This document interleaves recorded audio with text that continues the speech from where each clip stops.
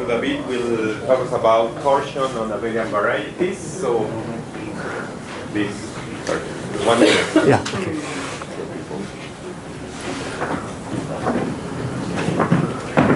Okay. Well, thank you very much. Okay. So this is my second visit to Mexico, and the first time I have the chance to give a lecture. So thank you very much for your kind invitation. I'm very happy to be here and give this talk. So I was, we are supposed to, you received a mail and we see what we need to talk about. It should be about accessible to a general audience. The audience will tell me if I manage to do that. Talk about my work and links with UMIs. So let's try to do something about it. So today, I'm going to talk to you about torsion points of abelian varieties. So let us start with the simplest case. So elliptic curves.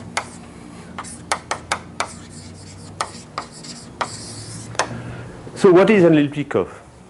It's a very simple object. It's a complex manifold. So just see where you quotient by a lattice. So lambda. So this is just z plus tau z. To a complex number. Okay.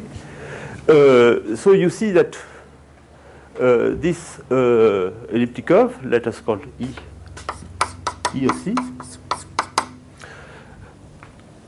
Well, it has a natural group structure. Since C is an abelian group, and you can quotient by the subgroup lambda, you have an additive group. And you can look at the n torsion points. So as a group,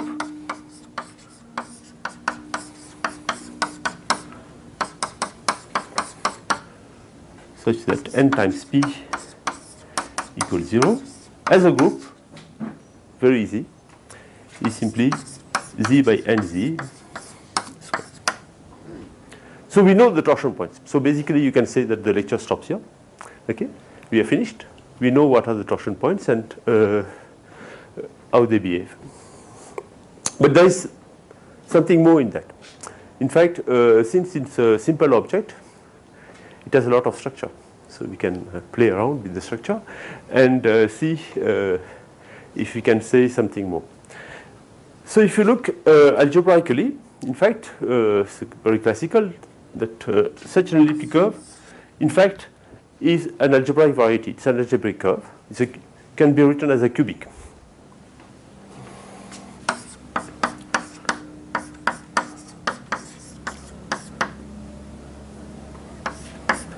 Minus G3. So G2 and G3 are complex numbers, but in fact they are power series.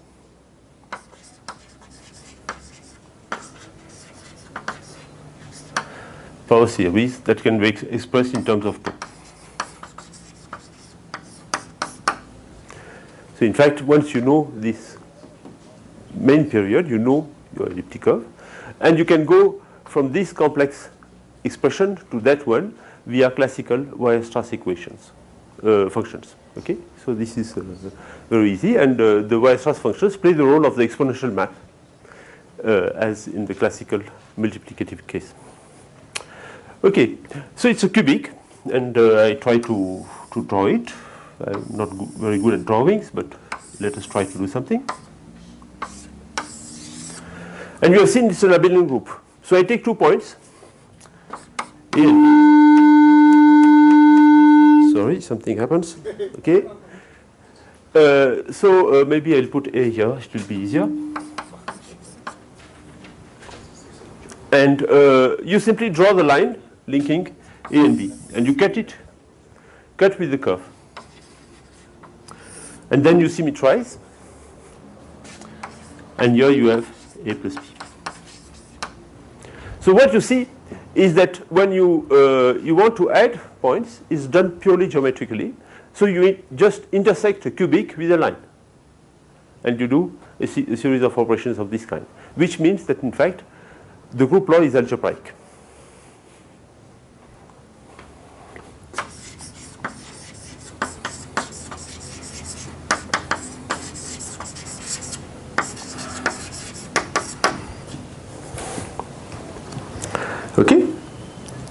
So since the group law is algebraic, you can have polynomials P.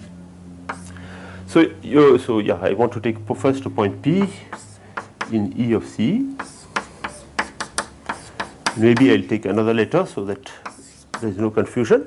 Polynomial in the coordinates x and y of P. Let us say that it's 1 x y, such that this expression expresses the coordinate of the multiplication by n.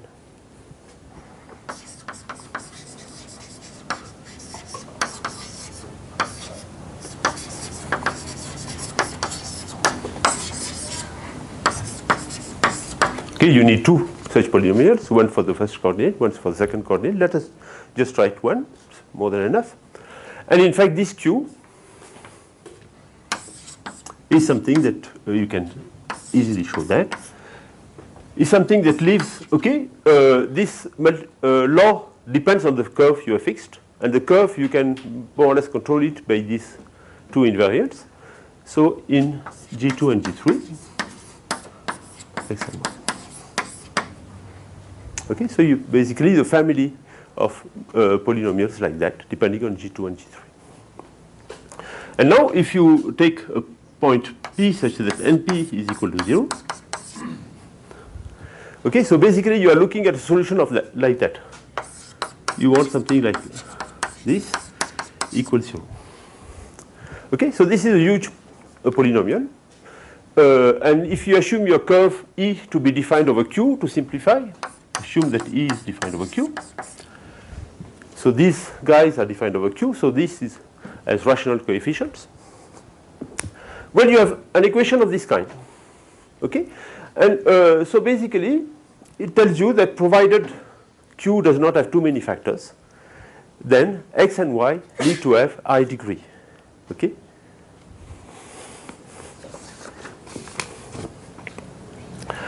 So there are solutions of this such an equation.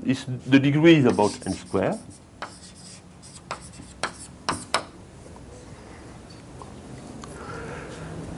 So you can say that the coordinates, if you look at Q of P, the field generated by P over Q. Okay, so this is a field, a finite field of degree at most n square. Okay, and you can expect it to grow with n. And in fact, this you can show.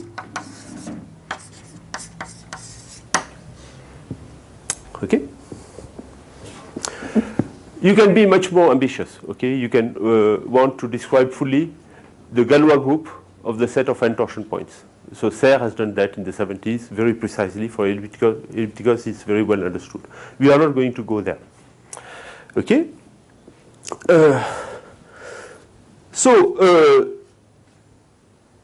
The question is whether how this is going to go to infinity. How fast does it go? So let us try to see that. So we can look at in families, because we have a family of ellipticals. Because when tau varies here, the elliptic curve varies. And for this, G2 and G3 are not very good invariants. We introduce what we call the J invariant, which is much more stable.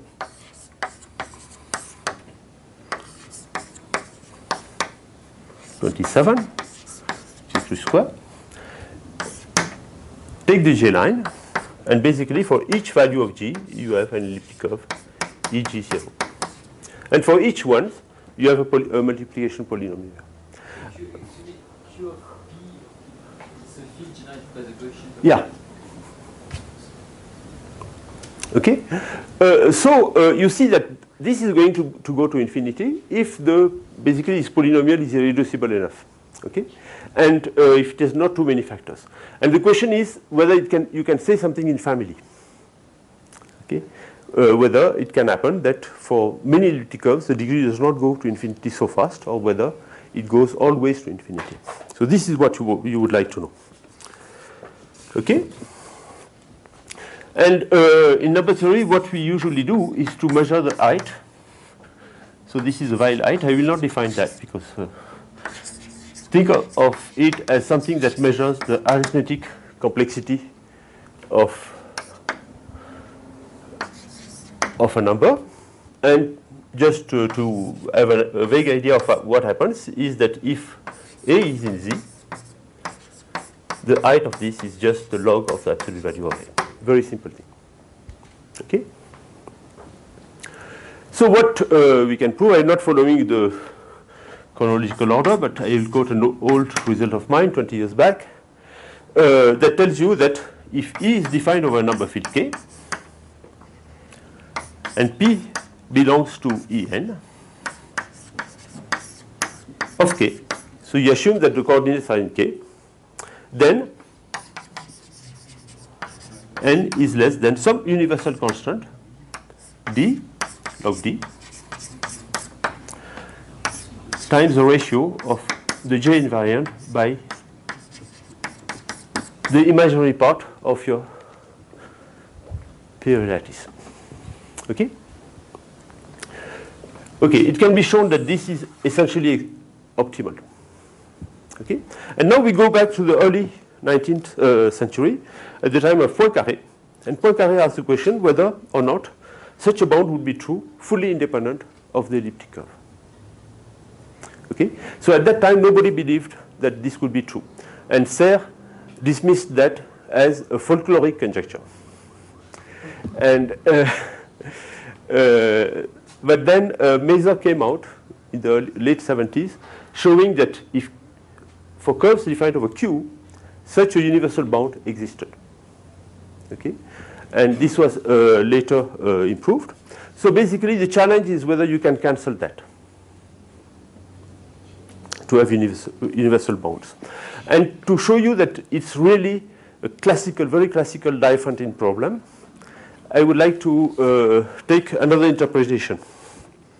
So we have seen that the set of elliptic curves here is basically a projective line. And now you take an elliptic curve, you take a P in En, and you take the pair. So you take the elliptic curve with one marked point, which is the nth torsion point. Okay? And you look at it in families. So here I have the J line, basically the elliptic curves. And here I have this family of elliptic curves with marked torsion points. Okay? So this, in fact, has a structure of a curve. It's called the modular curve, x1 of n.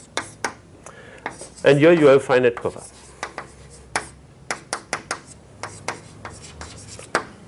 Okay? And this finite cover is just by forgetting P. This is the map. Forget P, you have the map.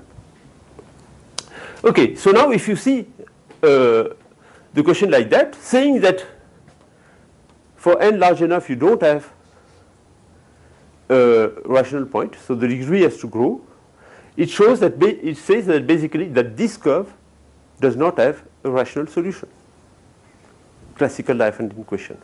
x1 of q minus the trivial points, which are the cusps, for n large enough. Okay? So this is precisely what was done by Merel. So this is the theorem of Merel. And it was later improved by Parent, by Osterley, etc.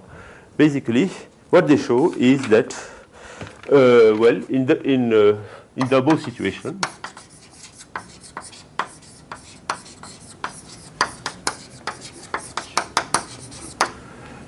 n is less than exponential constant times the degree.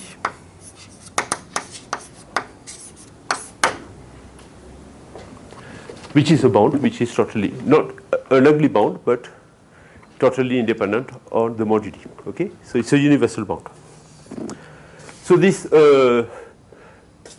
behind that you have works of people like Henri Darmon in CRM, in Montreal, or Michael Bennett in the PIMS. And probably Pierre Parent, in an unpublished preprint, can knock out one exponential. Okay? But the real question is whether you can have a polynomial bound. And this looks at this presently very hard. Something which would be as good as this in the degree, but as good as that one in the sense that it's independent of the moduli. Okay, this is the kind of questions you want to address. So now we move and we go to abelian varieties.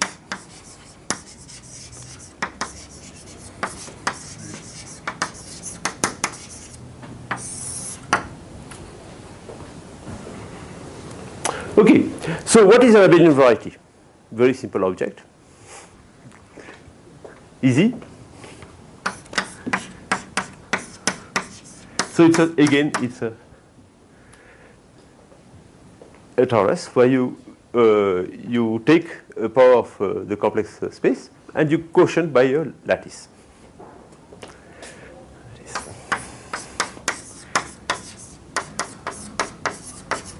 So this time, of course, 2 is a complex matrix, n by n complex matrix.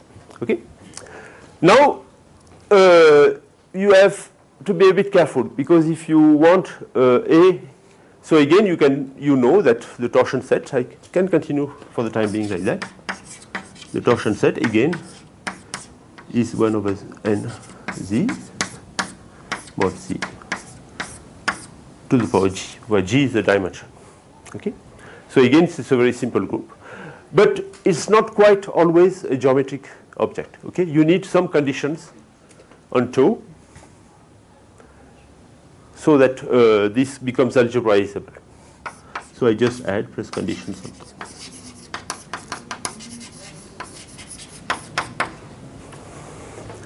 Then you can play the same game. You have multiplication maps, which are going to depend on basically the moduli of the variety. Basically, by the coordinates at the origin of your abelian variety, if you look at a theta structure. And you know that the multiplication will be a map, which each coordinate will be given by polynomials of degree n square. Okay? And so again, if you want to take a torsion points, you are going to have equations of this kind. And you can expect the degree to go to infinity when n goes to infinity. So again,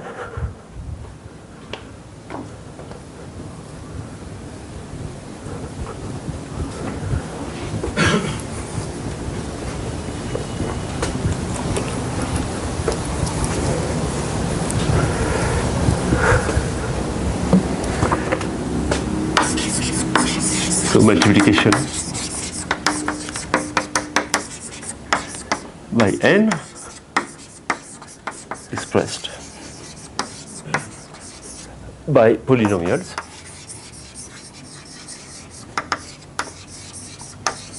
of degree n square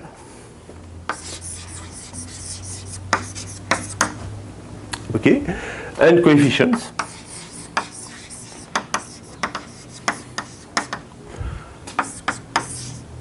in the field of fractions of the moduli.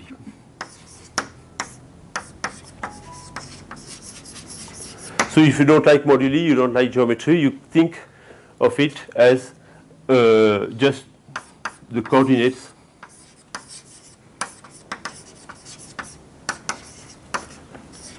of 0 in A. So these are given by multivariate theta functions, and if you look at Mumford's theory, you know that all the equations of the abelian variety can be described in terms of the coordinates of the origin, and you can do everything if you know the coordinates of the origin. So you have something like that. So you can ask the same question. Take P in AN, and is it true that Q of P divided by Q goes to infinity when n goes to infinity? Okay, which means that these polynomials are not too irreducible. Okay, so again this is true. And in the same old paper, you have something like that also works for abelian varieties.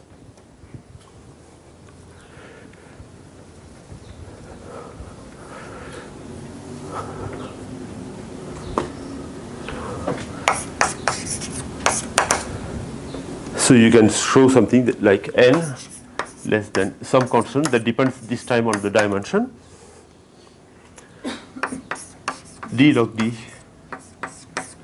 to the power j times the height of the abelian variety to the power j.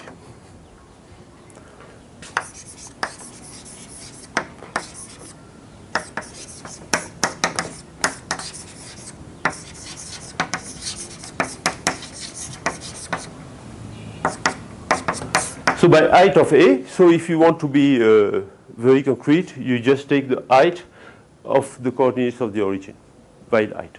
Works very well. If you want to be a bit more intrinsic, you take the differential height or the Faltings height of this thing. It's a bit more sophisticated object, but doesn't change much for this kind of things. Okay, so this is the kind of things that you know. So you know that the degree is going to go to infinity when the order goes to infinity, and you can ask the question whether or not this is going to be independent of the moduli. Okay, so this is the question. So now again a small parenthesis, can say something about the Galois group.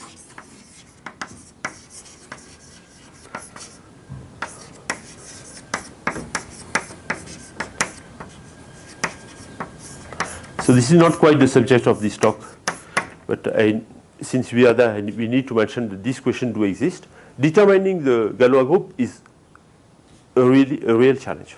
It's much more complicated than in the elliptic case, and there has been lectures of Serre in the early 80s, which again unpublished, which give a strategy. A few recent papers by Marc Hendry and Nicolas Ratazzi that give you some things. But the complete description of the Galois group is far from easy. And this is where Solomon Lefschetz come in. So if you want to go further, you need to use the work of Lefschetz. So this is too difficult for me, so we forget Lefschetz. And we continue.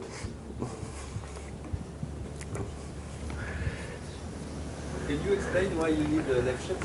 Okay, because the size of the Galois group will depend on the Mumford-Tate group of the abelian variety, and when you want to describe the Mumford-Tate group, you need some results of Lefschetz to have the possible classifications. It's a thing something that takes time. And but anyway, Lefschetz is in there somewhere. Okay, so we continue. So any uniform property.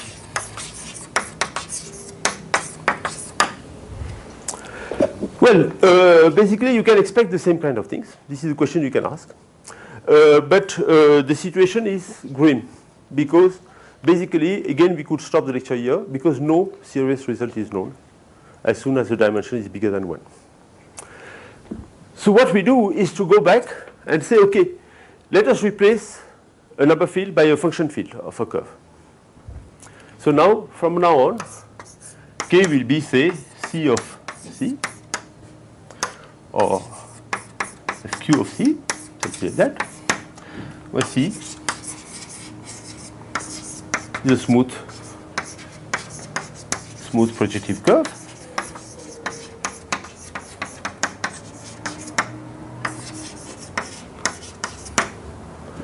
Genus at least 1. See what happens. Okay. So in that case, you have a null theorem of Silverman and Hendry. Silverman. So that dates back to about 1990, almost 30 years back. That tells you that if E is an elliptic curve over such a function field, then the order of the torsion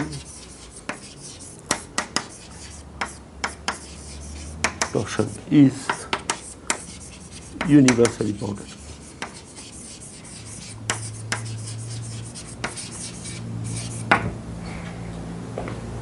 Okay, so for the function fields, yeah, 5 minutes, you have something, but still only on the elliptic curves, dimension 1.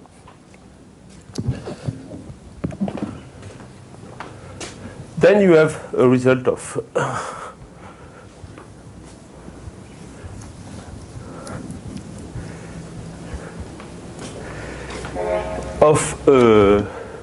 a recent result of Kadore, Anna Kadore and Akio Tamagawa.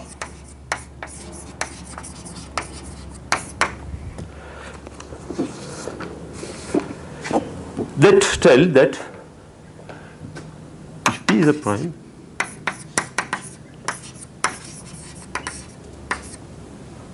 then in the above situation, A P infinity, the P per primary part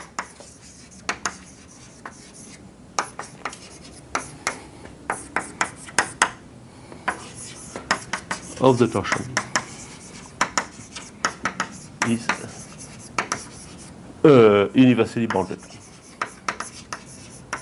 So this comes from a series of papers on gonality of curves, Tamaken categories, and they have done 5-6 papers to arrive at this result.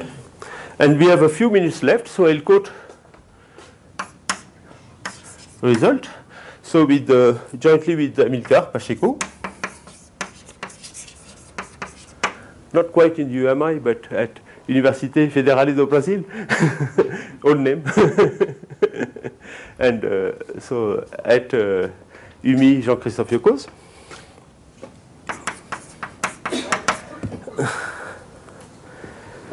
So what we can say is that if K is a function field like, as above, and P is in A of K torsion, so you take a torsion point, then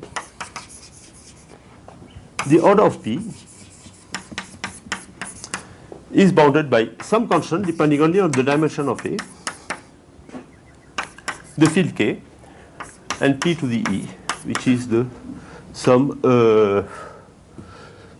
inseparability degree.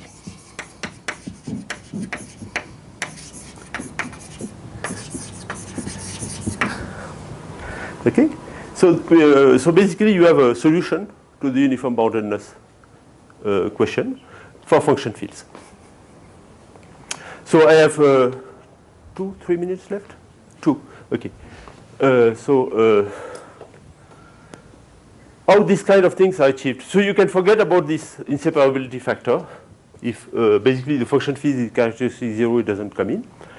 If it's over a finite field, it's just the map that embeds C in the moduli space that can be factored through a purely inseparable map and a separable map, and this is the degree.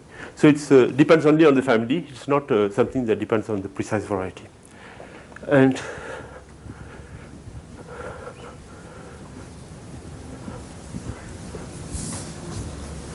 I'll just lay down one small diagram. So you take the Néron model.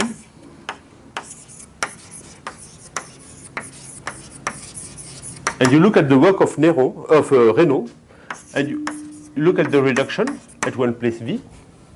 V a bad place, bad prime. So you have a semi-abelian variety GV, BV, and inside that you have a lattice. And here you have the reduction of your abelian variety. This is how it reduces. Which means that in some sense you can have a matrix period even in bad primes. And what you prove is that in fact in such a case, if you look at the norm of all the matrix periods,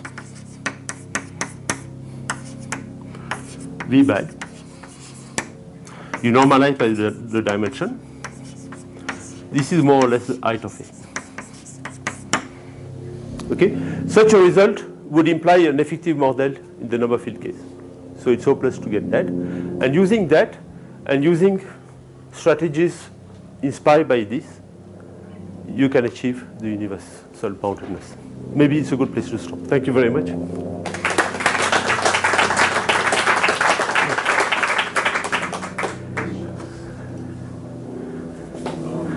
aspects of function field arithmetic are you using to prove these types of results which are not available in the number field setting? Yeah. Which constructions or aspects of function field arithmetic are you using Okay. to prove these theorems which you do not have in the number field Okay. setting? Okay. Very easy. So basically, the whole proof can be stated for a global field. Okay, and then you go on, and at the end, what you are going to have is a result of this kind. Same thing, plus the ratio h of A divided by the sum of norms of matrices. Okay, and in the function field case, if characteristic 0, it's a result of Faltings, that this is bounded. Otherwise, you can prove that it's bounded and find characteristic. And in the number field case, such a result would imply effective model. It's widely open. And then the other question I have Yeah, tell me. is, whenever I think of function field arithmetic, I usually, instead of elliptic curves and abelian varieties, usually people like to work with Drinfeld modules Yeah. and T modules. Yeah. So I'm wondering if these types of results are available for those structures. I think In other words, it's you have these universal bounds on torsion, Drinfeld modules. for a T module, it's widely open. It's widely open also. Okay. Yeah. What All about this- for Drinfeld modules? For a Drinfeld module, maybe rank 2 is accessible. I see. Otherwise, I would not bet because you have very little control on the periods. I'm not sure it's written rank 2, but I would guess that it's doable. I would be happy to give it to a PhD student as a subject. Okay.